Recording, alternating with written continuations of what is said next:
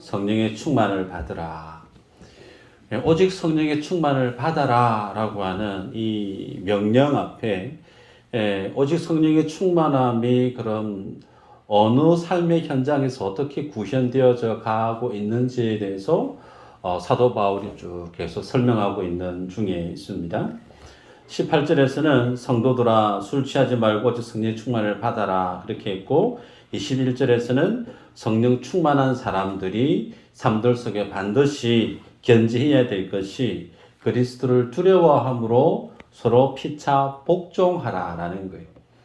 예수 그리스도가 우리 삶의 주인이시기고 하나님이시기 때문에 그 주님을 내가 주로 고백하는 성도는 그 주님에 대해서 당연히 경외하는 것뿐만 아니라 그 주님 때문에 내 눈앞에 서 있는 많은 믿음의 지체들, 관계되어져 있는 사람들, 그들에게 어떻게 해요? 피차 서로 복종해야 된다라고 말씀을 합니다.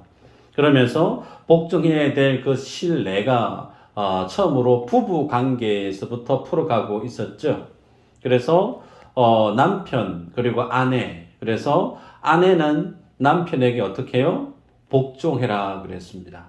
죽게 대하듯 복종해라. 남편은요 그 아내를 마치 이 그리스도가 교회를 사랑한 것 같이 그렇게 사랑해야 된다. 사랑함으로 인해서 그 아내가 하나님이 기뻐하시는 믿음의 장성의 분량에 이르도록 양육시켜야 될 책임이 남편에게 있다 그랬습니다. 그리고 성령 충만한 사람의 피차 서로 복종해야 될 그 모습이 이제는 부부에서 부모와 자식 간의 관계 속에서 나아갔죠. 그래서 자녀는 부모를 공경하고 순종해야 되고, 부모는 그 자녀에 대해서 노여움으로 하지 말고 주의 교훈과 훈계로 자녀를 양육해야 된다 그랬습니다. 자, 그리고 나서 이제 오늘 본문에서는 이제 세 번째 주제로 주인과 종의 관계 속에서 성령 충만한 삶의 모습이 어떻게 적용되어지고 나타나야 되는지에 대해서 언급을 하는데, 첫 번째로는 종에 대해서, 종이 상전, 주인에게 대해야 될 성령 충만한 삶의 모습이 무엇인지를 사도 바울이 설명하는 걸 보게 되죠. 여러분, 이 모습을 보면서 간혹 착각해서는 안 됩니다. 무슨 얘기냐면 성령이라고 하는 하나님의 영은 우리에게 내주 안에 들어와 살아 계시죠. 예수 그리스도를 영접함과 동시에 성령이 영원한 생명을 지니신 하나님의 생명 되신 예수의 영 성령이 우리 마음의 중심에 자리를 차지합니다. 그러면 그 성령의 충만함을 덧입은 사람은 자신을 기준으로 해서 하나님과의 관계가 새롭게 정립되어질 뿐만 아니라 나로 인한 가정 안에서 부부관계, 부부와 그리고 부모와 자녀와의 관계, 이제 더 나아가서 주인과 상전과 지인들과의 관계가 새롭게 정립되어지는, 소위 예수 믿고 성령 충만해지면 인간관계가 원만하게 잘 세워가야 된다. 이런 어떤 개념으로 이 말씀을 보셔서는 안 된다는 거예요. 이 성령 충만의 의미는 그 모토가 어디에 있느냐면 하나님과 예수 그리스도와 교회와의 관계를 지금 설명하고 있는 거예요. 예수 그리스도께서 십자가에서 죽으심으로 인해서 만들어진 것이 교회라는 겁니다. 그래서 예수 그리스도와 교회의 관계가 성령 충만함을 통해서 드러나야 될 삶의 적용 현장이 어디냐? 내 삶들 모든 전반적인 영역에서 나와 예수님과의 관계, 소위 예수님과 교회의 그 관계가 동일하게 내 삶들 속에서 동일한 하나님의 진리로 적용되어지고 드러나야 된다는 거죠. 좁게는 가정이고 점차 나를 기준으로 한 다른 사람들과의 관계로 확대되어지는 것을 보게 됩니다. 그래서 여러분, 우리들은 성령 충만하면 소위 어느 기도원에 가가지고 열심히 부르짖고 목소리가 바뀌어져가지고 불 받아와서 이제 교회 오자마자 몸에 있는 힘을 다 쥐어 짜내듯 교회 모든 일에 다 열심히 충성을 해서 몸의 진액을 다 짜내듯이 모든 일에 열심을 내는 것, 그게 성령 충만함이죠.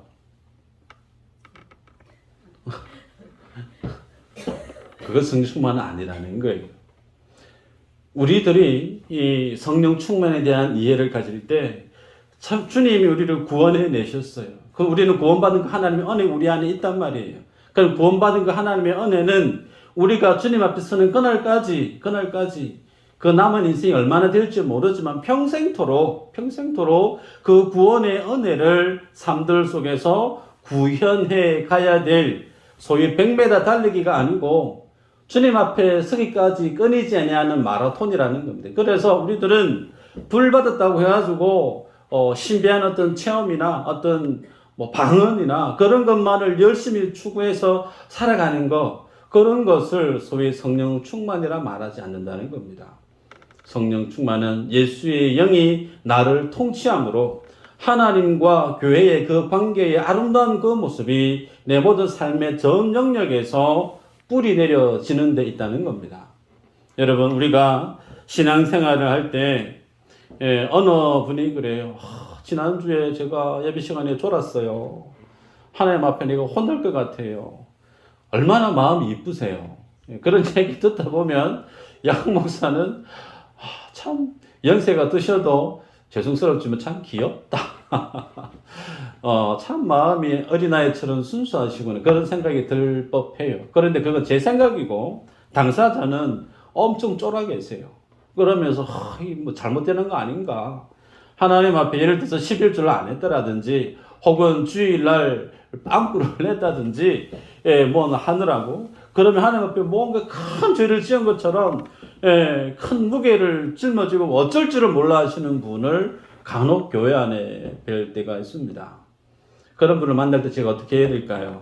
여러분, 그거 잘못된 겁니다. 여러분, 우리의 신앙의 중심이 어디에 있어야 될까요?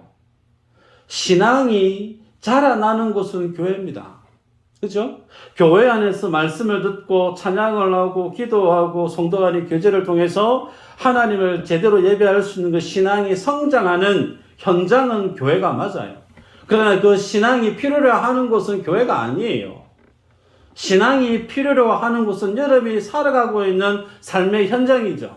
몸담고 있는 직장이고 예수를 믿지 않는 남편을 둔 나의 가정이고 예수 믿지 않는 많은 사람들이 절비한 지인들이 있는 그곳에 뭐가 필요하죠? 소위 예수 믿는 내 신앙의 파워가 그곳에서 발휘되어져야 된다는 거예요.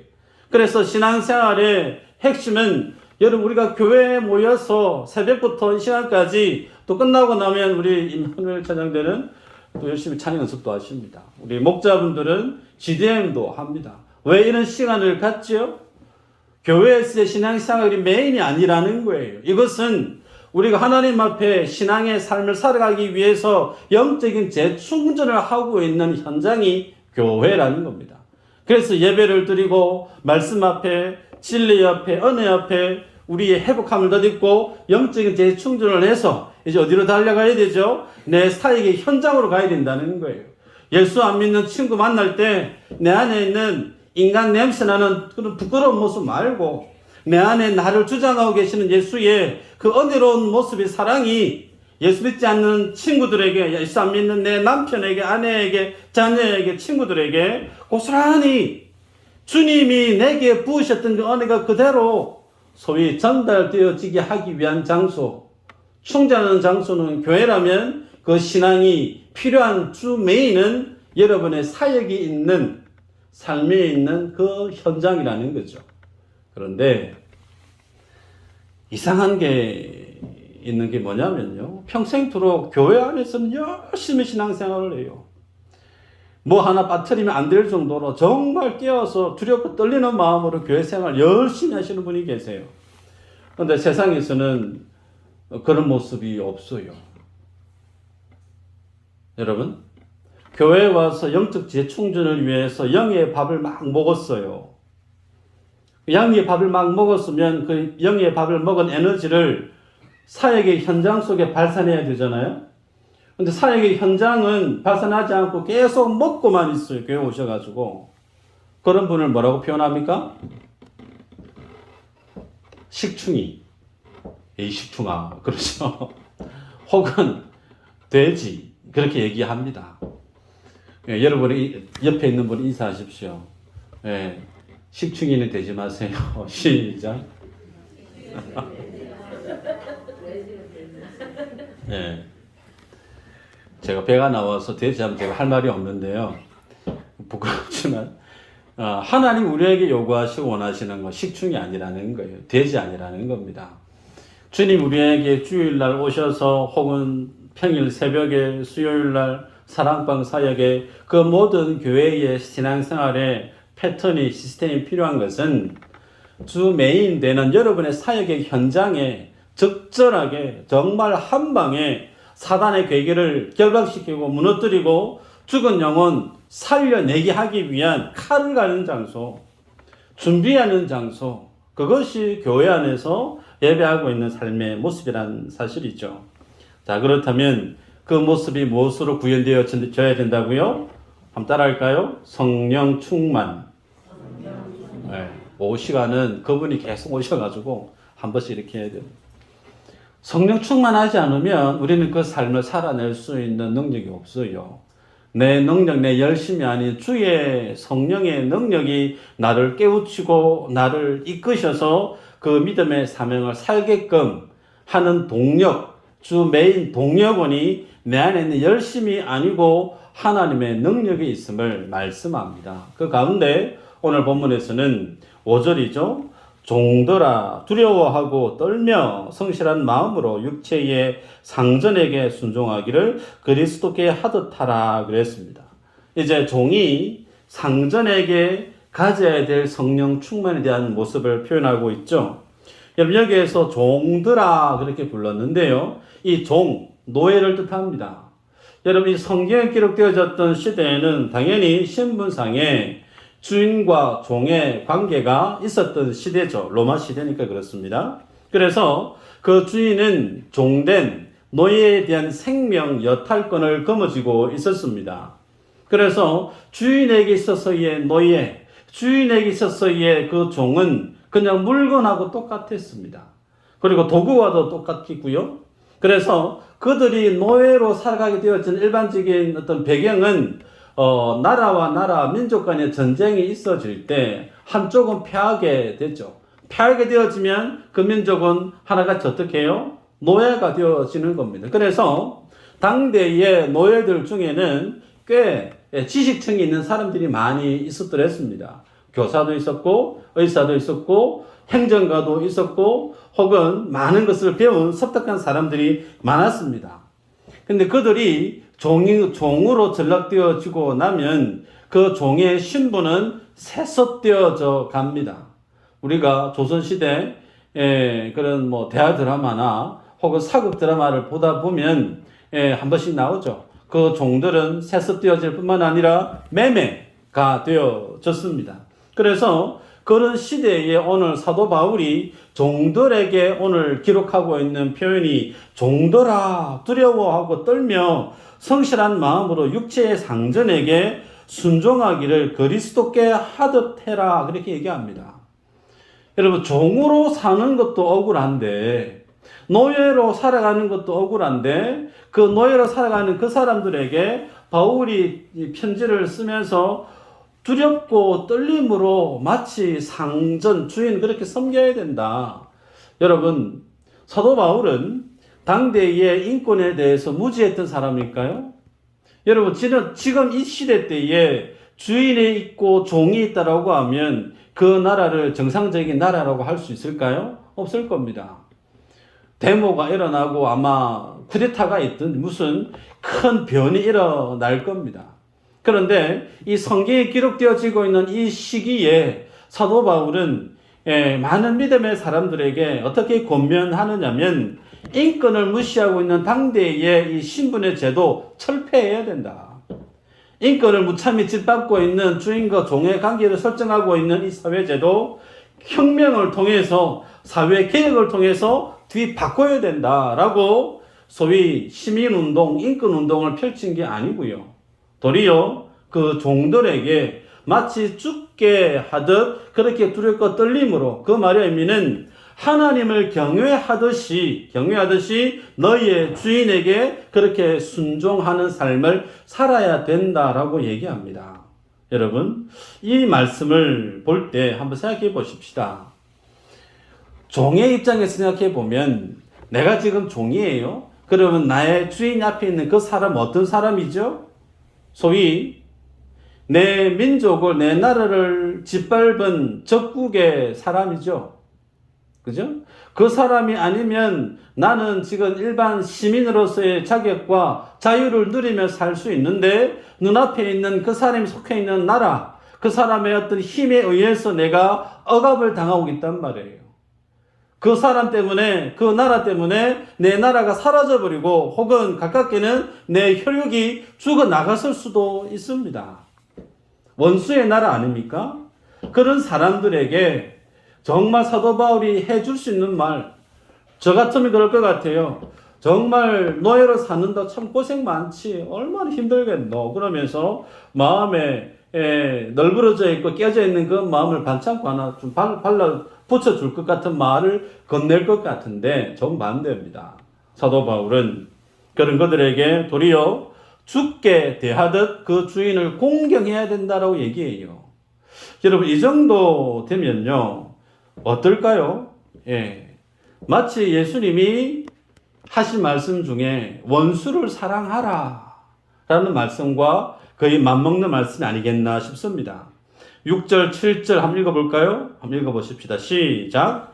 눈가림만 하여 사람을 기쁘게 하는 자처럼 하지 말고 그리스도의 종들처럼 마음으로 하나님의 뜻을 행하고 기쁜 마음으로 섬기기를 죽게 하듯 하고 사람들에게 하듯 하지 말라.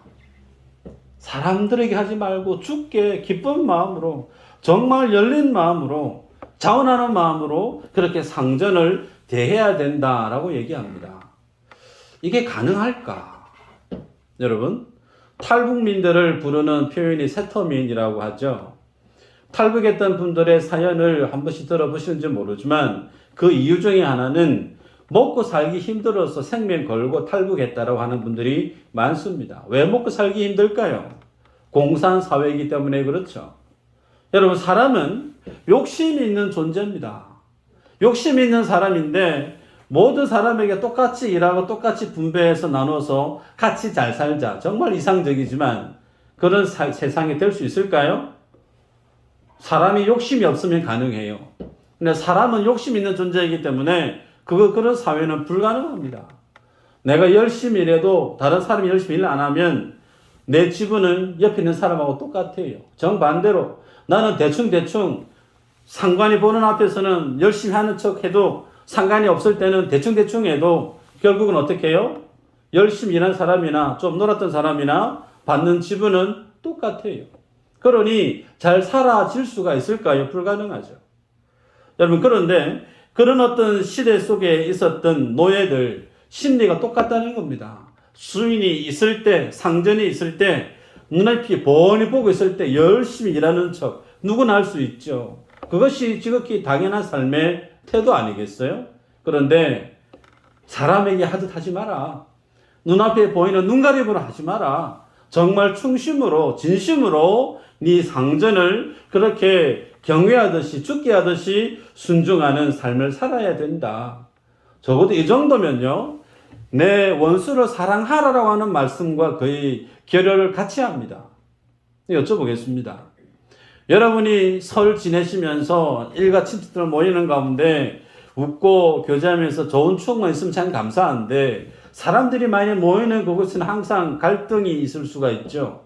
어느 말 때문에 마음에 상처가 돼요. 어떤 선택과 결정 때문에 마음에 껄끄러움이 생깁니다. 직장에서도 마찬가지겠고요. 교회 안에서도 마찬가지예요. 그러면 누군가가 내 자존심을 이렇게 빡빡 긁어버리면 그 긁었던 그 사람의 마음에 대한 자세가 내 안에 엉은이처럼 남아지게 됩니다. 그런 사람을 위해서 마음을 아무 일 없었던 것처럼 그렇게 사랑하고 할 수 있을까? 하려면 할 수 있을지 모르겠지만 오늘 본문의 종들은 그렇지 않잖아요. 내 자유를 다 박살을 내버린, 내 인생을, 내 가정을, 내 나라, 내 민족을 다 짓밟아버린 적국의 주인에게 대해서 마치 죽게 대하듯 그렇게 진심으로 상전을 대하라? 정말 불가능할 것 같은 것을 사도 바울은 지금 명령하고 있습니다. 그런데 이게 될까요? 됩니다. 어떻게 될까요? 복음으로 가능합니다. 복음이기 때문에 이 삶을 살아낼 수가 있습니다. 사도 바울이 빌레몬서를 기록했죠. 빌레몬서 그 내용 안에는 빌레몬에게 사도 바울이 편지를 쓰면서 빌레몬에게 있었던 종 오네시모가 도망을 쳐왔는데 그 종 오네시모를 사도 바울이 복음을 전해서 그의 회심을 시키게 되어지고 그가 빌레몬에게 얘기하기를 감옥에서 네가 출산한 영적인 아들과 더 같다라고 얘기해요. 그러면서 자기 사역에 정말 오네시모가 필요하지만 원래 원주인이었던 빌레몬에게 다시 돌려보내면서 서신을 적어주죠. 그게 빌레몬서 아닙니까? 내용 중에 이런 내용이 있어요. 1장 16절에 이후로는 종과 같이 대하지 아니하고 종 이상으로 곧 사랑받는 형제로 둘 자라. 내게 특별히 그러하거든 하물며 육신과 주 안에서 상관된 내게랴. 그렇게 얘기하면서 사도 바울은 빌레몬에게 돌려보내는 그 오네시모를 종이지만 종으로 대하지 말고 주 안에 있는 한 형제처럼 네가 그렇게 대했으면 좋겠다라고 권면하는 내용을 서신으로 보냅니다. 여러분, 사도 바울은 특히 하나님의 진리의 이 성경은 잘못된 사회 제도를 개혁하기 위해서 기록된 것이 아니에요. 여러분 기억하시길 바랍니다. 사도 바울이 지금 관심을 갖고 있는 것은 주인과 종의 신분을 가지고 살아가고 있는 잘못된 사회제도, 인권이 무시를 당하고 있는 불합리한 세상의 모습, 그 모습을 바꿔야 되고 개혁을 해야 되고 혁신을 일궈내야 되는 그 개념의 말씀을 하고 있지 않고요. 도리어 사람에게 집중하고 있습니다. 비록 그가 너에게 있어서의 하인이나 그가 예수 그리스도를 영접한 내 아들과 다 같은 이기 때문에 너는 이제 복음 안에서 주님 안에서 비록 종인 오네시모를 내 형제와 같이 대했으면 좋겠다라고 얘기합니다. 여러분 이것이 성경이 취하고 있는 이 세상에 대한 관점이라는 겁니다. 성경은 이 세상에 대해서 교육을 새롭게 해야 된다. 사회 구조의 잘못된 문제를 개혁해내야 된다. 그래서 혁명이 필요하고 개혁이 필요하고 혁신이 필요하고 여기에 성경의 관점이 있는 것이 아닙니다. 성경의 관점은 사람에게 있어요. 복음으로 그가 그리스도 안에서 변화되어지는 데에 관점을 갖고 있습니다. 당대 로마의 황제였던 네로 황제 다 아시죠? 그 네로 황제가 예수 믿는 사람들 어느 정도로 핍박을 했었느냐면요. 자기 뒷뜰에 어둠을 밝히는 등을 밝힐 때 그 기름을 어떤 기름으로 쓰느냐면 예수 믿는 사람들을 잡아서 그 사람들의 몸에 쥐어짠 기름으로 자기의 뒷뜰에 어둠을 밝힌 사람이 네로입니다. 그 네로 황제에 대해서 사도 바울이 복종하라고 그러는 거예요. 세상의 권세, 세상의 그 지위에 대해서 복종하라는 거예요. 여러분, 로마서 13장 1, 2절 이렇게 기록합니다. 각 사람은 위에 있는 권세들에게 복종하라. 권세는 하나님으로부터 나지 않음이 없나니 모든 권세는 다 하나님께서 정하신 바라. 그러므로 권세를 거스르는 자는 하나님의 명을 거스름이니 거스르는 자들은 심판을 자취하리라. 세상의 권세가 예수 믿는 사람들에게 호의적인 권세가 있을 수도 있고 정반대로 예수 믿는 사람을 잡아 죽이고 핍박하는 권세도 있습니다. 그럼에도 불구하고 초대교회부터 계속해서 교회는 뭘 했었느냐면 복음 전하는 데 집중했습니다. 잘못된 세상을 변형을 하고 혁명을 일으키고 잘못된 정권을 무너뜨리고 여기에 열심을 내고 한 것이 아니고요. 하나님의 복음 전하는 데 생명을 내걸었던 이들이 초대교회의 기독교의 역사라는 사실이죠. 그러기에 여러분 이 세상의 주권, 세상의 권세 거기에 복종하라고 말씀하고 있는 것은 그 세상의 권세 이면에 하나님의 주권이 역사하고 있음을 초대교회 성도들에게 너희들은 인정하라는 거예요. 눈에 보이지 않는 불합리한 세상의 구조 속에 피해를 당하고 억압을 당하고 고통을 당해도 그럼에도 불구하고 그 세상의 권세를 누가 허락하고 있느냐? 하나님이 허락했다는 거예요.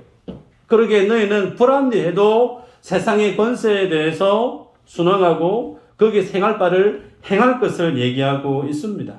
그러기에 하나님은 오늘 본문에서 주인된 사람이나 종된 사람이나 차별을 두고 바라보지 않습니다. 똑같은 사람으로 바라볼 뿐이에요.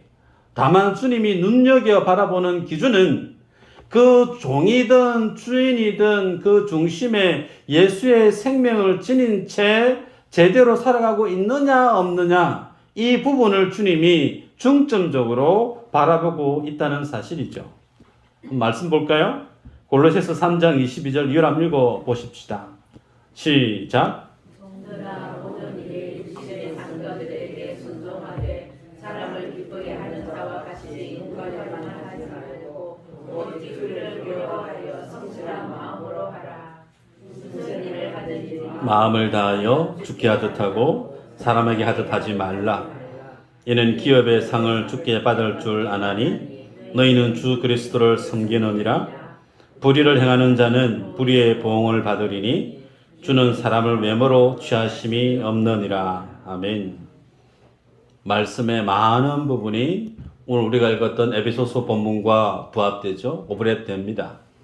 그래서 말씀을 보면 종이라도 그 자리에서 믿음으로 사는 것을 주님이 보기를 원한다라는 겁니다. 그래서 하나님은 사람을 볼 때 그 사람의 신분이 어떻고 그 사람의 지위가 어떻고 여기에 관여해서 주님을 바라보시지 않는다는 거예요. 하나님은 그 사람이 주인이든 종이든 황제든 노비든 누구를 만나는 그 중심 속에 예수의 생명이 있는가, 예수의 복음 안에서 그가 살아가고 있는가를 주님이 보고 판단하시겠다 말씀합니다. 고린도전서 7장 20절 이후로 이렇게 기록되어 있습니다. 각 사람은 부르심을 받은 그 부르심대로 지내라. 네가 종으로 있을 때에 부르심을 받았느냐 염려하지 말라. 그러나 네가 자유롭게 될 수 있거든 그것을 이용하라. 주 안에서 부르심을 받은 자는 종이라도 주께 속한 자유인이요. 종이라도 누구라고요? 주께 속한 자유인이요. 또 그와 같이 자유인으로 있을 때 부르심을 받은 자는 그리스도의 종이니라. 너희는 갑으로 사신 것이니 사람들의 종이 되지 말라. 형제들아 너희는 각각 부르심을 받은 그대로 하나님과 함께 거하라. 여러분 이 시대에 주종 관계 신분 제도가 있었던 그 시대에 주인의 신분으로 예수님을 믿은 사람이나 종의 신분으로 살아갔던 사람이 예수님을 믿는 사람이나 예수를 믿는 그 사람은 하나님 앞에서 어떤 자라고요? 자유인이라고 합니다. 자유인. 그래서 주인은 주인대로 주님 앞에 믿음의 부름을 따라 살아가면 되고 종은 종대로 그 하나님의 부름에 따라 살아가면 된다라고 주님이 말씀합니다. 그러기에 우리 모두는 그리스도 안에서 자유인이라는 사실을 기억할 뿐만 아니라 이 사실을 아는 사람은 이 땅에 잠깐 있다가 사라질 이 땅의 이 모든 것에 삶의 뿌리를 내리려고 하지 않습니다. 그래서 인간관계나 어떤 상황이나 조건을 개선하고 변형시키는 일에 열심을 내기보다 어디에 관심을 갖기를 원하느냐면 하나님의 말씀, 그 말씀이 내 삶들 속에 그대로 재현되어지고 적용되어지고 신앙의 훈련을 제대로 받아서 이 땅에 비록 살지만 영원한 그 하나님의 나라를 꿈꾸고 그 주님의 나라, 그 천국을 위해서 지금의 이 시간을 준비하고 살아가는 이 일에 열심을 쏟기를 주님이 원한다는 거예요. 여러분 저는요 경상남도 거제시 사등면 창오리 실전 어느 부락에 태어나기를 고르고 골라서 태어났을까요? 그런 거 아닙니다. 저 선택한 적 없어요. 제가 남자로 태어나기를 하나님 앞에 작정하고 골라서 남자로 태어났을까요? 그거 아니죠. 네. 키가 한 2m 얼마나 좋을까 그런 생각 가져본 적도 있지만 요 모양으로 짜리몽땅하게 만들어진 거 제가 원해서 된 것도 아닙니다. 누구의 뜻이죠? 하나님. 주인이 제 의사와 상관없이 저를 북한이 아닌 그나마 한국 땅에 그리고 가장 최남단에 있는 그제도 작은 가조도 섬에 저기 보이지도 않는 그 작은 섬에서 나게 만드셨고 지금까지 이렇게 살아오게 해 주셨어요. 그러면 여기에서 우리 모두가 해당되어지는 것이 우리는 태어날 때 골라서 선택해서 난 인생에 한 사람도 없다는 거죠. 남자로 태어나고 싶어서 난 것도 아니고 여자로 태어나고 싶어서 태어난 것도 아닙니다. 혹은 키 크고 키 작고 얼굴 이쁘고 못나고 몸에 연약함이 있고 없고 몸에 장애가 있고 없고 그거 다 골라서 내 의지대로 선택지대로 태어난 존재는 아무도 없다는 거예요. 그러면 그 가운데 지금의 이 상황을 어떻게 해석해야 될까요? 가장 하나님이 내게 필요한 상황과 환경 가운데 나를 이 땅에 보냈다는 겁니다. 아멘인가요? 노면이세요? 제가 사역할 때 청년으로 있었던 형제가 있었는데 어느 날 목사님 저 신학합니다. 와 신학하려고 하는데 내가 그랬어요.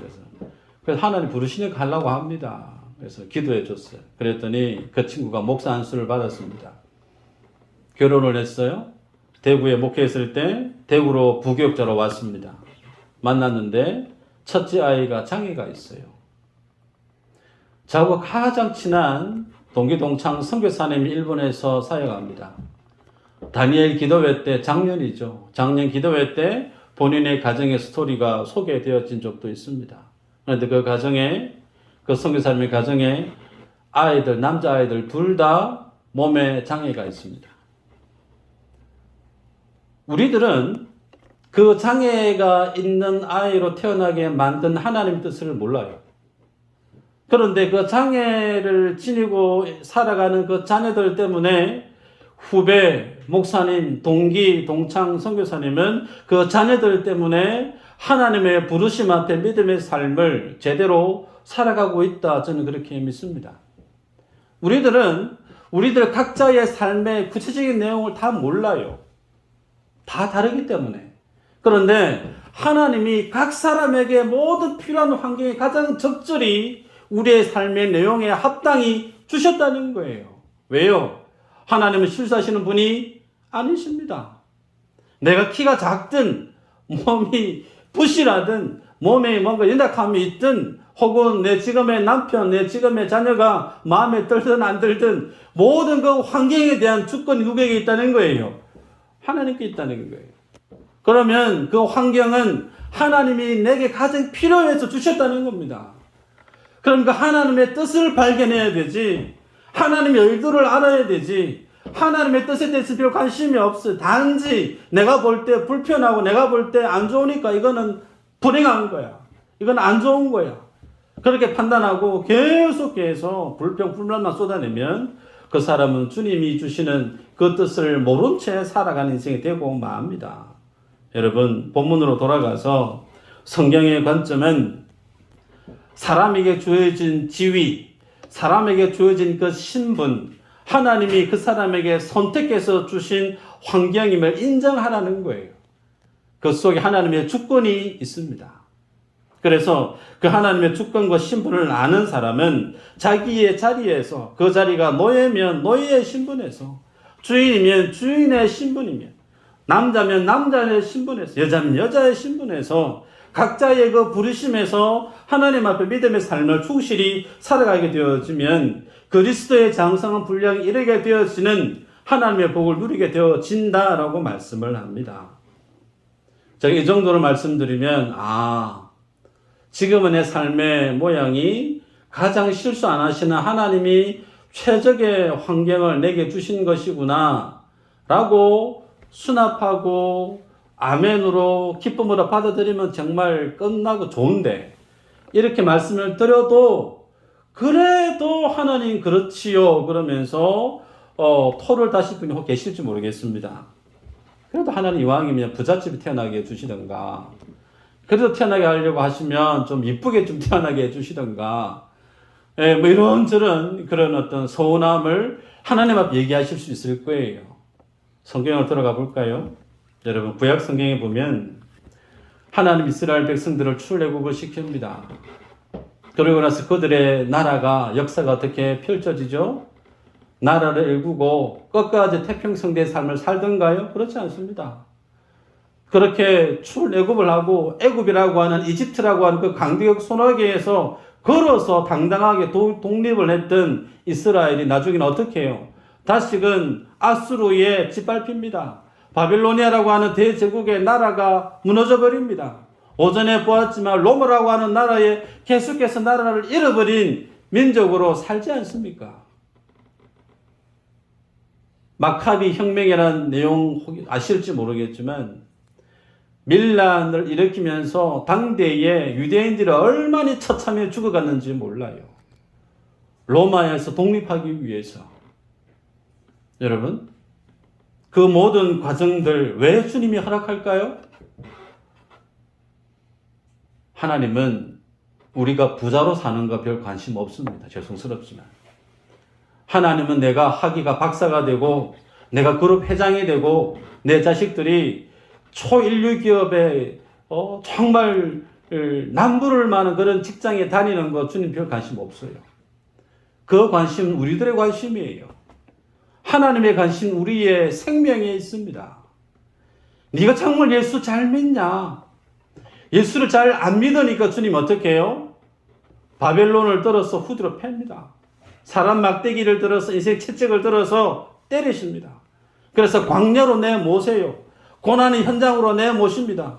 그리고 나서 하나님 아니면 살 수 없습니다. 하나님 앞에 눈물 콧물 쏙 빼게 만들고 두 손 두 발 들어서 하나님 제발 살려주세요. 하나님 앞에 자신의 믿음의 삶을 세우게끔 주님이 이스라엘 백성들을 그렇게 성경 속에서 이끌어 오셨던 것처럼 하나님은 지금도 하나님의 백성들을 그렇게 이끌어 가십니다. 여러분 속에 고난이 있으십니까? 힘겨움이 있으세요?